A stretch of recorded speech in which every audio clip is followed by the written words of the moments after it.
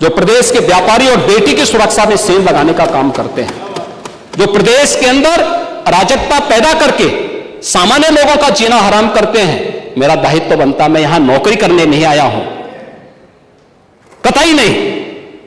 मैं यहां पे इस बात के लिए आया हूं कि अगर वो करेगा तो भुगतेगा भी फिर, और इसीलिए मैं यहां पे आया हूं कि हम लोग उससे लड़ेंगे। ये लड़ाई हमारी सामान्य लड़ाई नहीं है, ये प्रतिष्ठा की लड़ाई भी नहीं है। मुझे प्रतिष्ठा प्राप्त करनी होती है तो मुझसे से ज्यादा प्रतिष्ठा अपने मठ में मिल जाती है, कोई आवश्यकता नहीं मेरे लिए।